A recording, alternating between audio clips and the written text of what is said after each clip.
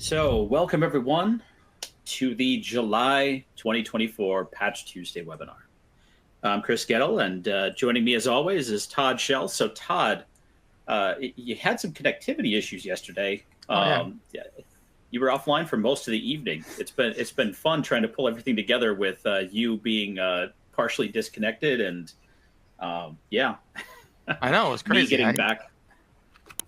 I had never experienced anything like it. We're on Spectrum here in San Antonio, and network went down. I'm like, okay, great. I'll switch over to my hotspot. I couldn't even hotspot to get connectivity. I had to move to the other side of town temporarily to work out and gather the information we needed for Patch Tuesday. So it was more challenging than it really needed to be, man. Right. Well, that didn't help any as well, because I just got back from a 10-day vacation. So Todd was holding down the fort for me while I was gone, and then yesterday was my first day back. So we had a lot of fun yesterday. On top of that, it happens to be one of the bigger Patch Tuesdays we've seen through most of this year so far.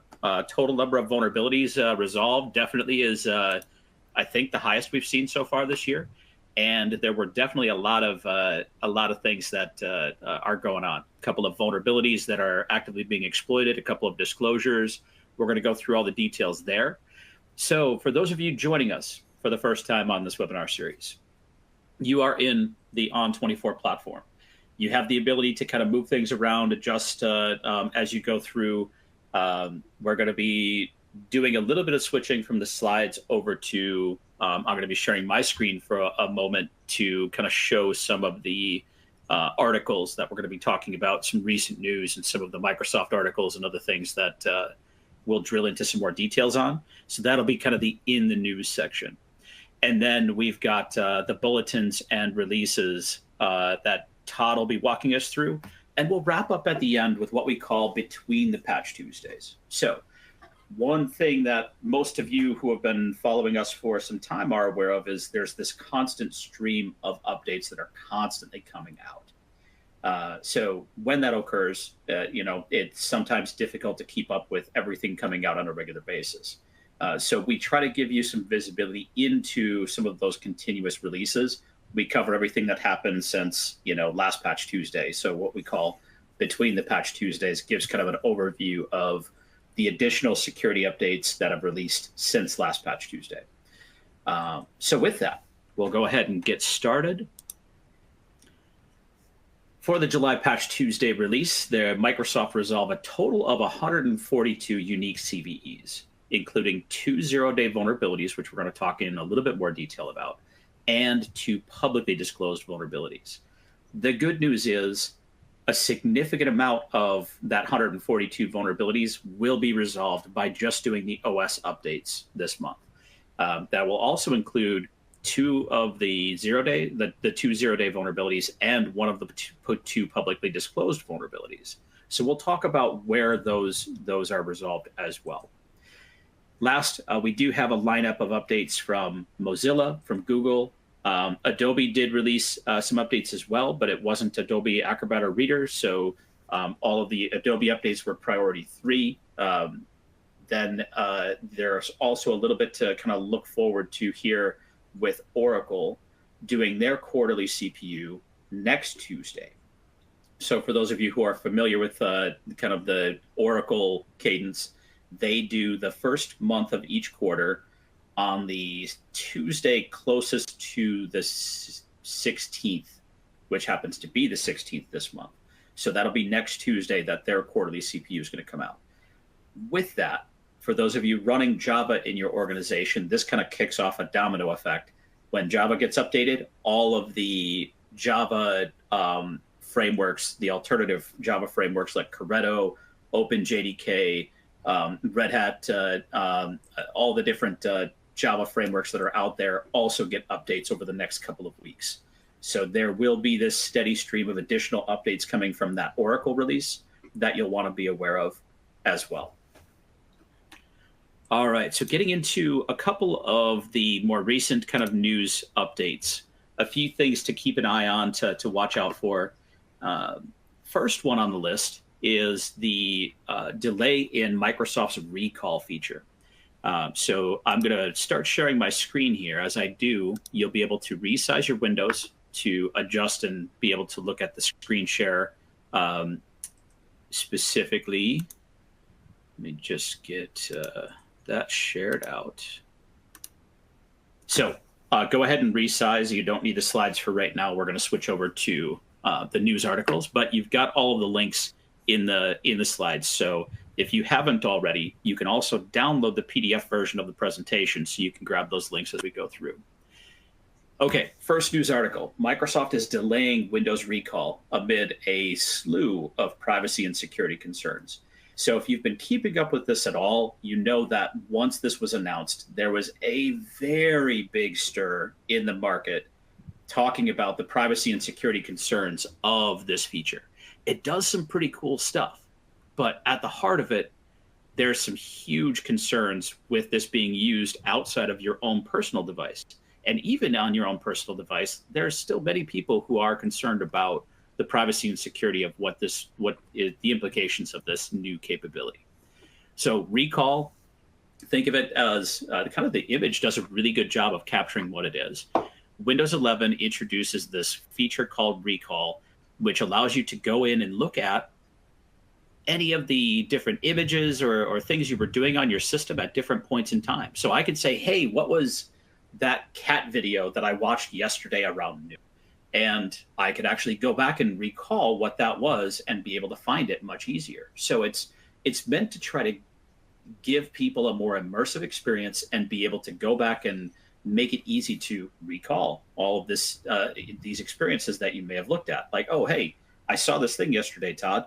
Let me go back and find that quick, and I can send it to you, and you can take a look at it. You know, that just makes it easier to do activities like that. Well, with that, the different security concerns and privacy concerns globally have pushed back, and Microsoft has pulled the feature for right now. So the article will have more detail. If this is something that you're concerned about or just want to read up on the current progress of that, take a look at that, and you can get more details there. Yeah, one thing that is kind of emphasized here too, Chris, this is planned for 24H2, so it's not in. Yes, it's not coming out in the current versions of Windows 11, right? So right, it's in the preview for the fall release. Yes.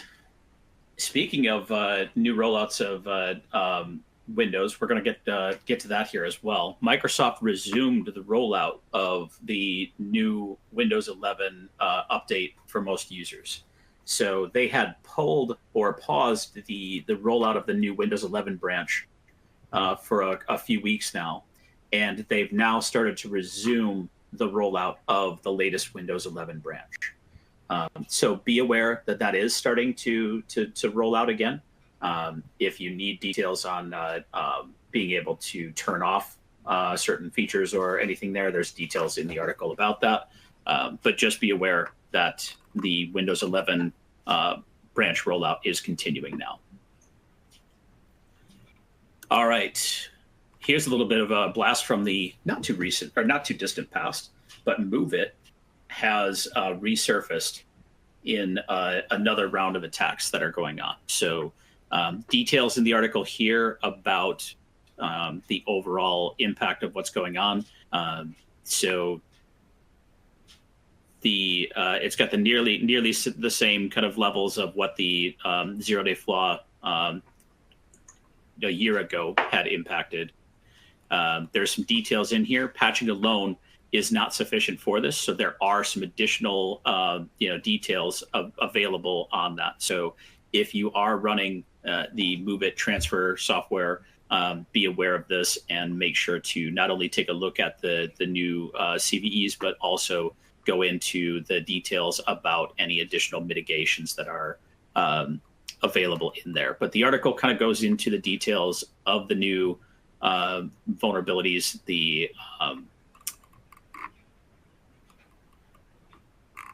I was trying to see if there was a link to the actual additional mitigations here. Yeah, so they don't really tell you. He says there's more to be done, but doesn't give a great link over to what that should be. probably have to find a better article for that one. But if you're using Move It, make sure to take a look at this article to get up to date on what's exactly going on there. The 2 zero-day vulnerabilities that were resolved yesterday as part of Microsoft's update are actively being exploited, and the article here kind of talks through some of the details that Microsoft shared with some of the security researchers involved. There's a little bit of ambiguity in what, how concerning these vulnerabilities really are. The article kind of talks a little bit about the language used in the articles, like the spoofing vulnerability we're going to talk about here. Dustin Childs over at ZDI kind of talks about the language being used there. It's listed as a spoofing vulnerability for impact, but it's not clear exactly what is being spoofed or what the attacker is able to do after that. So there's a little bit of speculation around what this means. It's a decent likelihood that this vulnerability, either by itself or when chained with other vulnerabilities, could be utilized to do a remote code execution. So that spoofing vulnerability is one of the 2 we'll be talking about. Definitely is one where they're saying, definitely put some urgency around getting that resolved. The article does go on to talk about a couple of other high priority bugs that are not being exploited. The Windows Remote Desktop Licensing Service is one of those. There was some guidance around those 4 CVE or 3 CVEs. Microsoft, in their additional kind of mitigations details in the CVEs, talks about turning off that remote desktop licensing service if it's not being used. Even if you turn off that service, they're still saying put the patch in place. Defense in depth, even if the service is off, make sure to get things patched. So ideally, you get the OS update in place, the 3 vulnerabilities are resolved, but even then, if you're not using that licensing service, Microsoft's guidance is to turn that off. So there's a few things in this article that kind of talk a little bit about some of the additional challenges out there, and again, kind of reinforcing the urgency, especially for this month's OS update, which we'll be talking about here in just a moment. So advance the slides. We're going to talk next about the 2 exploited vulnerabilities that Microsoft resolved this month. So the first of those is a vulnerability in Windows MSHTML platform that I read another article today. So the way that this works, it looks like somebody is able to spoof the system to be able to do different things, like being able to launch Internet Explorer on a system. So one article that I read this morning that I didn't include here yet, because I was literally reading that just before I jumped on here, was that the way that somebody could take advantage and spoof the Windows system to do that would be to craft a file that basically makes an icon show up looking like a PDF file, but really it's launching Internet Explorer with a URL as basically what happens when you click on that icon. So the spoofing vulnerability is referring most likely to how that type of behavior can occur. Now you might ask yourself, well, isn't Windows 11 or Windows Internet Explorer, retired? The answer is yes, they have retired IE. The Edge browser is Chromium based now. The previous Windows Edge browser and Windows or the IE 11 and earlier have been retired, but it's the IE browser is technically still part of the operating system. The spoofing vulnerability here found a way to be able to inadvertently launch Internet Explorer and then do other things once that's launched. Now, how does that kind of cause a threat to that? Well, the IE browser experience was not as secure as more modern browser experiences, so that's why Microsoft retired it ultimately. But the parts of the OS that use IE were also mixed in with Explorer and other things like that, so they couldn't remove it completely. But Microsoft did confirm with some of the security researchers that were investigating this that IE functionality or components within the OS continue to be updated and continue to be secured. But again, if somebody's able to launch the IE browser, they may be able to take advantage of things that are currently unknown, or so the threat here is definitely real. The spoofing vulnerability is one that is part of the OS update this month and should make it a priority to get updated. Now, another thing that we saw that was kind of interesting here is the fact that there's Windows 8 updates also included in this month's update. Now, this has been happening a couple of times in the past, 3 to 6 months. We know that this has been a question that a few people have raised. Microsoft is not officially still continuing an ESU track for Server 2008, but based on this and the fact that they've done a couple of updates for Server 2008 in the recent past year, most likely there's still some continued use of an ESU type support for Server 2008. That's probably directly negotiated with Microsoft by some big entities out there. Regardless of that, I expect if you tried to download these updates and apply them to a Server 2008 system, it would fail to do so if you don't have a valid ESU license key or Azure Arc agent with Server 2008 ESU licensing turned on in there. So don't get excited. You probably still would not be able to use these, but they are. This is dating all the way back to even that far back. So all Windows OSs look to be vulnerable to this spoofing vulnerability. All right, so that is actively being exploited. Microsoft rated this as important, CVSS score of a 7.5. For those of you who have attended our webinars pretty religiously, you know that we often talk about the fact that the majority of the 0 days that are exploited have been important or even lower. We've seen moderates from time to time being exploited by threat actors. Going based off of a severity of critical or a CVSS score of 8 and above are both indicators that will land you in trouble very quickly. Last year, I believe the count was 23 total 0-day vulnerabilities that were resolved, only one of which was critical. The rest were important, and there was one moderate amongst them that had a CVSS score somewhere in the 5x range. I think it was a 5.6. That's the reality of what we're dealing with, and it's been going on this way for several years now. You need to have a better risk-based visibility into what's going on across your environment. That's why the CISA KEV list was created. It's trying to drive awareness around to what's actively being exploited and not these more static ways of prioritizing updates, because they're not realistic anymore. They don't tell us what's actually putting our environment at risk. So severity in this case, we would suggest that you ignore the important and the CVSS score and treat this as a much higher priority because it does have active exploitation in the wild. Make this a top priority this month, the OS update. The second 0 day is a vulnerability in Windows Hyper-V, which could allow for an elevation of privilege vulnerability. Microsoft's details are not extreme on this one, but what you can take away from this is this attack or vulnerability is actively being exploited. And if the attacker executes this, they could gain full system privileges on that affected system. In this case, it's only the more recent Windows editions that are affected. So your Windows 11 and Server 2022 editions are what's affected there.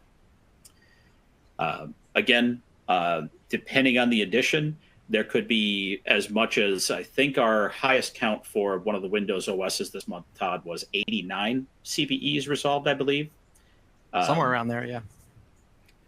Yep. So a big chunk of what is included in that 142 this month is all coming out of the OS, including both 0 days. Oh, there was a quick question about the risk-based list that I was referring to. That's CISA's KEV list, or known exploited vulnerabilities list. If you're not familiar with that, it is free list that is available to give you an idea of what CISA is telling all government entities to resolve and how quickly to do so. But it's a good start, but not as comprehensive as a risk-based vulnerability management solution might give you.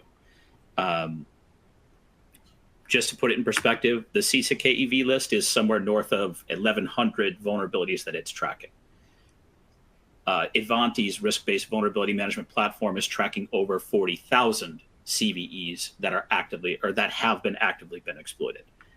So it's kind of the tip of the iceberg, the most threatening of that, but it's not a comprehensive list. It should be used as part of a prioritization methodology, but not as the complete set that you'd be tracking against.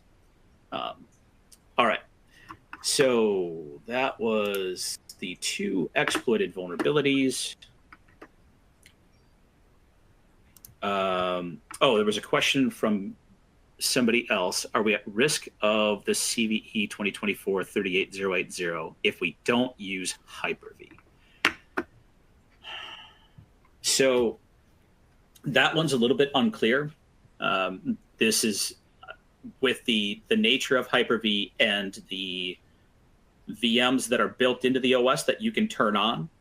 I would suggest that you should still treat this as a concern, even if you're not running Hyper-V in general.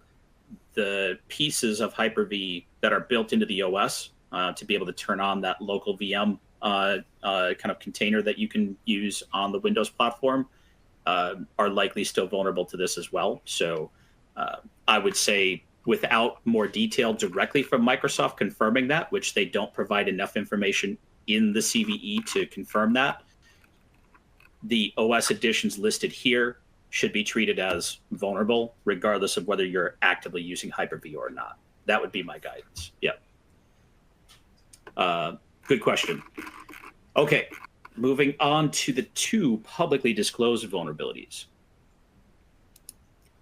The first of those is, actually, I'll switch the order of this and talk about the OS one first. This is a vulnerability in ARM, CVE 2024-37985, systematic identification and characterization of property prefetchers. No clue what that exactly means. The way it was described there is, it's not typical wording for how Microsoft usually does the CVE descriptions, but the vulnerability is rated as important, has a CVSS score of 5.9, is unproven at this time. So there is a public disclosure, but with that, does not seem there was any code samples or anything shared as part of that disclosure. The attacker, if they are able to exploit this vulnerability, could view a heap memory from a privileged process running on the server. So it's an information disclosure vulnerability. With this, could I look at a privileged space within memory and get access to privileged information? That's the potential risk here. Successive exploitation does require additional actions prior to exploitation. So they'd have to prep the environment to be able to do that.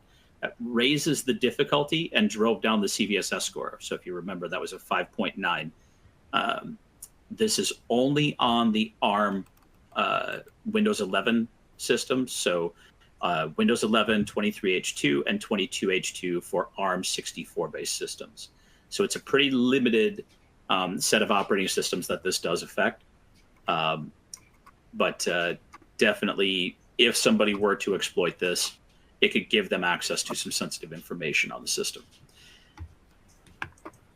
Good news is it's part of the OS update, and with the 2.0 days and the other CVEs that are several of which are 9.0 and above, the OS is your priority this month, so this will be resolved as part of that. The last public disclosure that we've got for today from Microsoft is a vulnerability in .NET and Visual Studio that could allow remote code execution. Severity from Microsoft is important. CVSS score of 8.1. It's a vulnerability that can be exploited over the network, not just local. There, again, does not seem to be any code samples or anything disclosed as part of this public disclosure. But with the details about this, there's a little bit more of an elevated risk that this could be investigated by a threat actor and reverse engineered. Now, they did give a little bit of detail here. The complexity of this is a little bit higher because the attacker has to win a race condition to be able to exploit this vulnerability. So to do that, they would need to get the right conditions and be able to win that race condition. So that does make it a little bit more difficult. The vulnerable versions there, you've got the 2022 editions of Visual Studio and .NET 8 are all vulnerable to this particular vulnerability. So a limited set there, but that was the lineup of vulnerabilities that are either disclosed or exploited this month. Before I move on, I'll just answer a couple of more questions here. All the patches are authorized and available in the platform. So if I understand your question there, C, I think yes, the answer is Ivanti has released content for all of the updates we're talking about here today, so they should be available in all Ivanti products. And if you're using Microsoft, either Windows Update or WSUS or SCCM or Intune, the Microsoft updates that we're talking about should be available in there. Third party, obviously on the Microsoft side, would need to be either implemented by you or most likely supplemented by another solution like our Patch for Config Manager or Patch for Intune products, which allow us to publish third-party updates in there.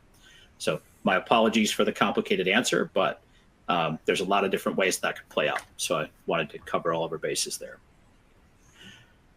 Levi had a question: how do I get access to the Ivanti known exploited vulnerabilities list?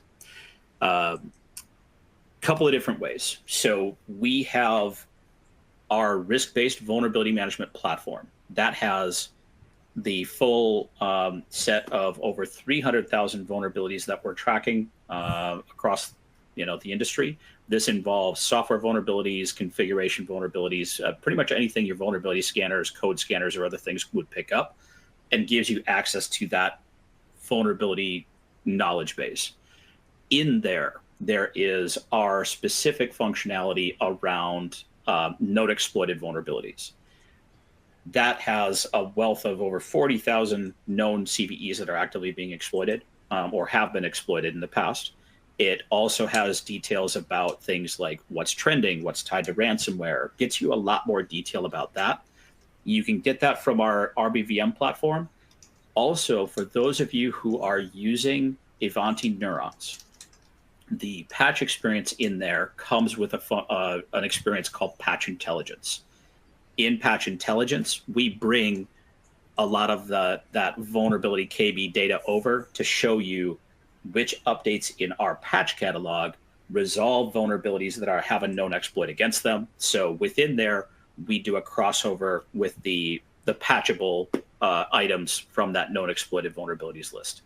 So apologies for, again, the complex response there, but if you're using one of our on-prem products, take a look at the Neurons patch experience, because you'll start to get that visibility into the risk side of what's being resolved there as well. And there's ways to integrate the on-prem solutions with the cloud solution to get that visibility there, even while you continue to use the on-prem. So there's a hybrid experience there that can also get you access to that. So hopefully that helped answer those questions. Priorities for this month. If you've read the blog post that we released yesterday, what I wrote up as kind of the guidance that we're giving out around this month's updates, the biggest priority is the Windows OS update. As I mentioned, it resolves both of the known exploited vulnerabilities this month and one of the privately disclosed vulnerabilities for the Windows 11 ARM systems. The second priority is your browser updates. Mozilla and Chrome both released yesterday. That means Edge also released. Todd's going to talk about the third-party updates as well as the Microsoft updates here shortly. But that means all your browsers need some updating. So give the browsers some love. That's the low-hanging fruit for threat actors. They often will target those. I can't even keep track of where we're at right now, but I believe the Google Chrome zero-day count for this year so far is 7 or 8 already, 3 of which all happened right around the June Patch Tuesday, if you remember last month. SQL Server, probably the next priority in the list there. No active exploits, no public disclosures, but there were 39 unique CVEs resolved in SQL this month. So I would suggest not leaving that for too long with that much kind of vulnerability surface being resolved. There's a lot for an attacker to go in there and poke around at. So recommendation there would be get your SQL updates, tested and rolled out in a timely fashion. And then keep an eye out for the update next week from Oracle, because that's going to kick off all your Java frameworks into getting updated over the next couple of weeks. So that's kind of the lineup of what we suggest there. There were a couple of other questions that came in. I'm going to try to address a few of those now. One of them was the secure boot vulnerability, which dates back a little ways now, back to 2023. But Microsoft did make another update to that this month. So I wanted to mention that. Again, the list of OSs that are impacted by this vulnerability are the same. They didn't change anything there. What they have changed is, I think I need to go back one screen to, oh, maybe I don't have that one open. Thought I linked here from another page, but it looks like it's not going back to that. I'll have to find that one real quick. Microsoft did make an update to this CVE on July 9th.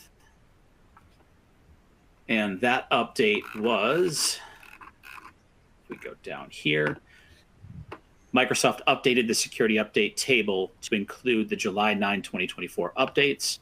These updates include support for opting into an updated secure version number to block older boot managers.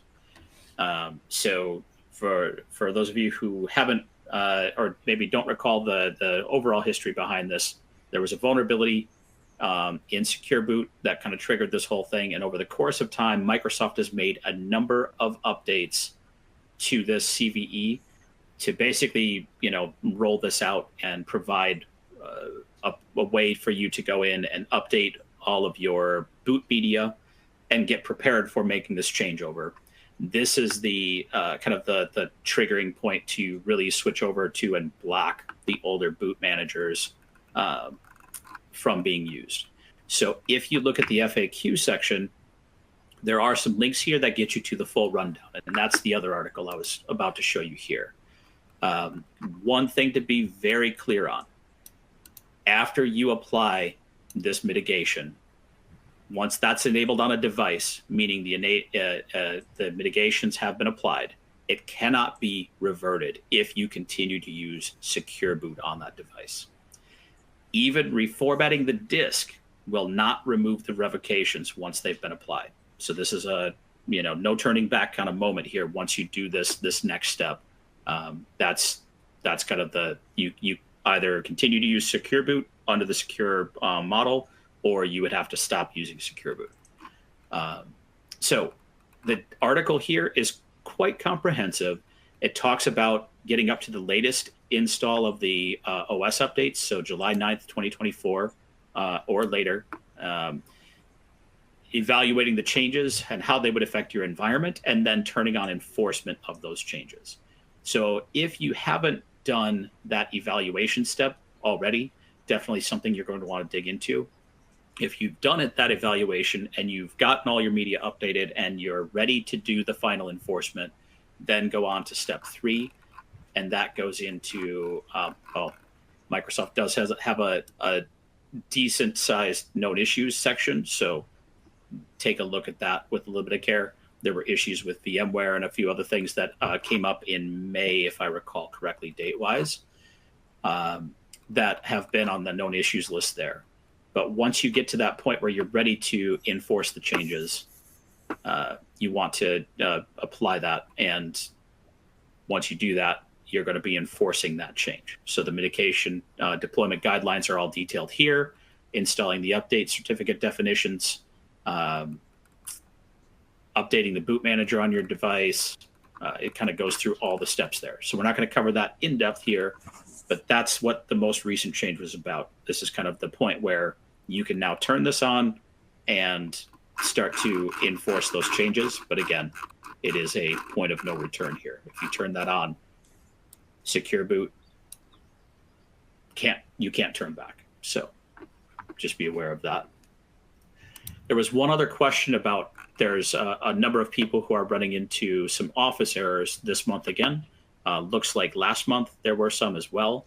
And there wasn't a whole lot of detail about that. I mentioned before that the AI did a decent job of kind of summarizing some things there.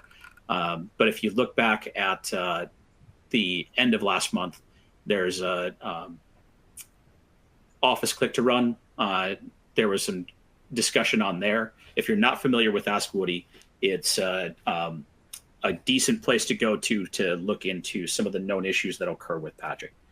They do have a lot of good information about the different updates that come out and the impacts they have, and even providing some good workaround guidance. So that would be the direction I would go, is probably check for this Ask Woody article from June 29th and see if that might help you out for the person who was asking about those Office errors. On that note, I think, Todd, I have used up a significant amount of our discussion time today. So I'm going to stop my screen sharing, go through the Linux updates real quick, and then hand over to you.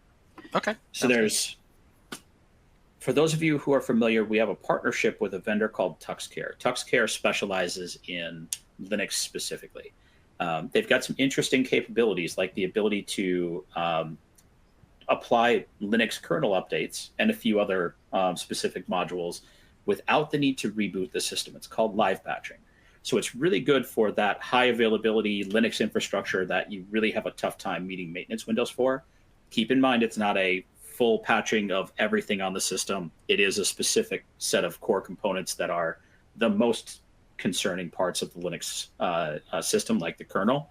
But it doesn't do everything in there. So we bring them in when we've got customers who are really focused on trying to keep that uptime highly available for those Linux workloads that really, really need it. So that's where TuxCare fits into our portfolio. They do feed us some good information about vulnerabilities coming out on the Linux side. Oftentimes, these have a longer tail on them. So this first one is one that just started coming up last week. It's a vulnerability in OpenSSH that is actually a regression of an earlier 2006 vulnerability. Mitigation here, it's getting the OpenSSH version updated to the best alternative, removing SSH from internet-facing systems and using a VPN prior to connecting is the best practice. So that's kind of the guidance they've given there. Now, what this means is OpenSSH, wherever that's being used, the Linux OSs that you're using that on, other applications, there may be IoT devices, network appliances, and other things that are using OpenSSH. All of those are being assessed by the different vendors right now. And over the next probably couple of weeks here, we're going to see a sprawl of additional security updates coming from vendors who fall into one of the vulnerable versions. Now, again, this being a regression, it was not secure prior to that 2006 period. Then they secured it, and then there was a regression, and it was unsecure again for a period of time. And then inadvertently, somebody actually removed the vulnerable library altogether from a more recent check-in. And that kind of made another gap where it stopped being vulnerable again. So the timeline on that is difficult. Do a little bit of legwork to figure out if you've got anything that's vulnerable to that. It kind of outlines the before 4.4 and between 8.5 and 9.8 being the vulnerable time periods. But keep an eye out on the Linux side for any systems that are going to need updating there. The second one, CVEs score of 9.8. This is a free RDP remote desktop compatible client. It happens to be used in a lot of Linux environments, so definitely take a look for this. Compiling your own secure version or obtaining an updated package from an extended support vendor is the only available option to resolve this vulnerability at this time. So if you are using that, make sure to investigate that to see if you need to either get a new secure version or switch to a different RC technology. The last vulnerability is a CVSS score of 8.8. It's a vulnerability in the iConvert function that converts text from between different encodings, and it's included in glibc. It's been found to have a buffer overflow when converting the ISO 2022 CN extend character set. It could cause a crash in applications relying on that component and be used as a denial of service in those cases. The software, again, is used in a variety of different Linux platforms. So you can see it impacts the Enterprise Linux 6, 7, 8, and 9, and Ubuntu 16.04 and 18.04. So take a look at those three. Those are kind of the biggest news on the Linux side of the world today. Servicing stack updates for several of the versions for July. Windows Server 2012, 2012 R2, and Windows 10 branches there. So make sure you're keeping up on your servicing stack updates. On the horizon here, we've got a couple of things coming up on 10/8/2024 is the next point where we're going to have some Windows 11 editions that are going to be coming up on their end of support date. Nothing on the long-term service branch side anytime soon, so nothing to really note there. And those of you using one of Ivanti's products, you can subscribe to content announcements so you're aware of when new content comes out. Those links are all provided in this slide here. All right. Todd, over to you. Okay. Thanks, Chris. Let's talk about what came out this month. Chris did talk about Firefox 128 came out under announcement 2024-29. Addressed 16 vulnerabilities, quite a few in the latest release here, and 4 of those were rated high. So overall, we gave it a generic reporting severity of important. If you're more interested in each of the vulnerabilities, you can dig in at the link shown here. But of course, they did provide their usual monthly browser update. We also saw their extended service support one. The ESR 115.13 was released as well. 5 vulnerabilities addressed here. These are in overlap, obviously, with the previous ones that were listed for the regular version of Firefox. Again, 5 vulnerabilities, 3 of which are rated high if you want to go in and take a look at those. We provided a link here as well. So again, as Chris said, your OS updates are the most important this month, but there were a few browser updates as well. Interestingly, we did not see a late drop of Chrome yesterday. Usually the last couple of months, they've been dropping late in the day on Patch Tuesday, but we didn't see one this month. So be on the lookout for that. We know it's coming. There will be a Chrome update here in the next couple of days. So keep an eye out for that one, but we don't have anything to provide you right now on that. Chris did talk about the large number of vulnerabilities that were addressed across the board, 148 total. We saw 74 addressed in Windows 11 updates this month. You can see that a number of impacts all the way from remote code execution through information disclosure. Going back to the publicly disclosed and the known exploited vulnerabilities, I do list them here highlighted in red, just so you're aware that they are specific to Windows 11, and they are included. Some of these are included in the other OS updates as well. There were a couple of issues reported this month, and for those of you that have been on in the past couple of months, this issue with the profile picture has been around for a little while now, I think 3 or 4 months. Still haven't worked that one out yet, but more importantly, this new one came up this month. It's the first time I've seen this one. Has to do with when you're upgrading from Windows Pro to a Windows Enterprise subscription model. There might be some issues around licensing. So you can see this particular update. Microsoft is working on a resolution, but you might run into some OS upgrade operations that may fail. So kind of be aware of that one. I'm not sure how common it is to go from Pro to the Enterprise subscription, but if you are doing that in your organization, just kind of be aware of this one. This one just surfaced this month, so it is brand new and something you might run into. On the Windows 10 side, large number of vulnerabilities addressed here as well. The publicly disclosed one, there are no publicly disclosed vulnerabilities, but we did have 2 known exploited vulnerabilities this month. As far as issues go, this was a new one that showed up here on the Windows 10 side. There was a potential of a language change. So they're saying that if you went through and installed the release from June and did an update here, you might observe a change in language for your context menus and your dialog buttons. So this is a new one that was just introduced this month. Be aware of it. So there might be some funky changes in your UI as far as when you go through the update this month. There are some continuing changes on the Windows 10 Enterprise Long-Term Service Channel 2021 and all associated additions with version 22H2. We saw this one introduced last month with the cache. So there are some issues that there may be a problem with your machine being able to discover the Microsoft Connected Cache nodes in your network. Be aware of this one. That profile picture as well is carried forward from a couple of months on this version as well. We also saw this profile picture on the Server 2022 updates. That continues into this month as well. So just be aware, a couple of issues here that you might run into on a Windows 10 updates this month. We did see security updates for SharePoint Server this month, as we do generally every month. This month, however, it's rated critical. There was one particular CVE in there that was rated critical, and as a result drove up the overall rating on this one for each one of the 3 versions. Again, provide links to the KB articles for each one of those. There is a server, SharePoint Server 2016. There's a SharePoint Server 2019, and then there's a subscription model server as well. They addressed 4 vulnerabilities this month on SharePoint Server. None of these were reported exploited or publicly disclosed, and there were no reported issues overall with the updates themselves, so nothing to be aware of there right now. We did see a major update for SQL Server. I say a major update. You'll notice that they fixed 38 vulnerabilities, but all of these are related to the Microsoft OLE DB drivers.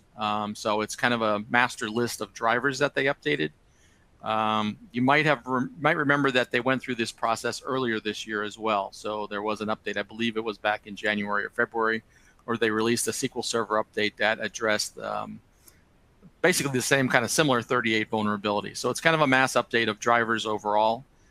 They did provide updates for the entire list of SQL Server products, though. You can notice up here all the way from Server 2016 SP3. They have both the initial release, the GDR, as well as what they're calling the Azure Connect feature pack for that version, 2016.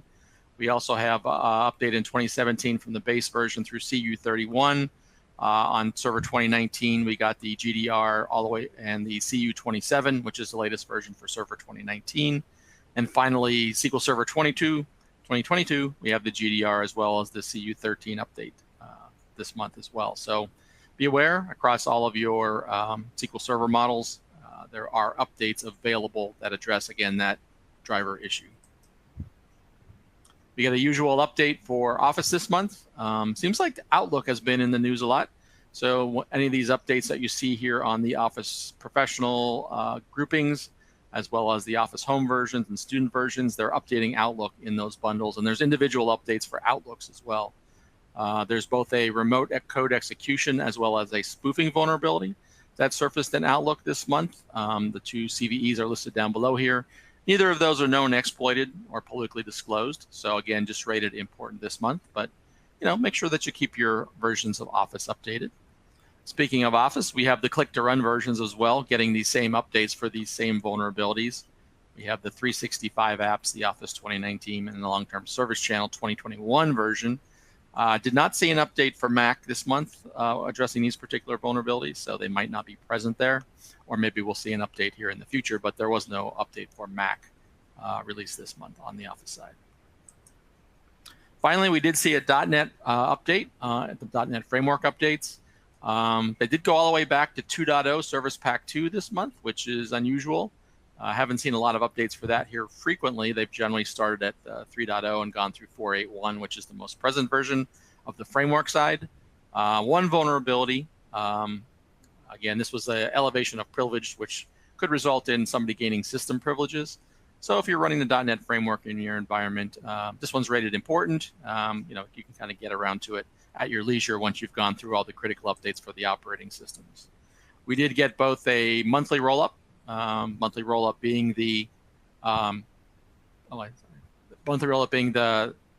cumulative update of all updates, as well as a security-only update. The security-only update is very tactical, just addresses this single vulnerability across the particular version of .NET. Chris started off our presentation today talking about between the Patch Tuesdays, and this provides kind of a summary of what we've seen as far as releases that came out between the Patch Tuesdays. These are generally out-of-cycle releases that come out for the various applications that we support. We lump it into kind of 3 categories. If the vendor provides us with CVE information, obviously it's a security update, and we will associate those CVEs with those patches as they come out. We know sometimes that the vendors will say, hey, this is a security update, but they don't go into specifics with CVEs from the catalog. So we just kind of lump them into a security update. And then we, of course, have the non-security updates as well, which, you know, the vendors haven't drawn particular attention to them from a security standpoint, but they did release an update, which may be a performance update, or it may include new features in the product. But this slide provides a summary of how many updates came out throughout the month. So for example, you'll see here that Google Chrome came out with 2 updates this month. I did provide the listing of what those were and the vulnerabilities that were addressed in those. There was an AutoCAD update that addressed quite a few CVEs as well this month, for those of you who are running AutoCAD. We released an update on our VPN desktop client here at Ivanti. So if you're running any of our software on the VPN side, make sure you update and address those 2 vulnerabilities. And we had Tomcat updates as well. So 2 Tomcat updates that relisted CVEs as well this month. On the Apple side, of course, we have the same kind of association on the patches that were released. You can see that there were a lot of patches that were released that did not necessarily mention anything about security, but they are available from our content feed if you're using our product for patching. Again, same 2 similar versions of Chrome. We also saw a version of Thunderbird released this month that addressed 8 vulnerabilities. And finally, we have some Edge, a couple of versions of Edge that are released throughout the month, addressing respectively 6 and 5 vulnerabilities. Again, these are all cumulative. So if you are running the latest version of most application updates, you're getting, you know, all of the CVEs that have been addressed for many, many years for that particular version covered with these cumulative updates. So again, a little slow throughout July, maybe not quite as many as we usually see as far as security updates with reported CVEs, but we're still seeing plenty of patches out there, so make sure that you keep up with those. With that, Chris, we're back to the Q&A session. What do we have left in the queue here? Yeah, we caught a bunch of the questions as we were going through. I was just doing a final check here, and it looks like we may have gotten to everybody. Yeah, I don't see any outstanding questions. Oh, actually, could we get the KB related to secure boot? That can't roll back. Yes, so that can send that directly to you, Josh. For anybody else who's trying to get to that, I would say the easiest way is I'll share my screen again here real quick so we can answer this, because I know a number of people are interested in that one. Do a Google search for this CVE 2023-24932. The first hit when that comes up will be the Microsoft the Microsoft CVE bulletin. So that'll be your secure boot security feature bypass. Down below, you'll see the FAQ section. That will take you to that Windows Boot Manager revocation for secure boot changes associated with CVE 2023-24932. That's the more comprehensive article that goes through and talks about all of the steps involved in that.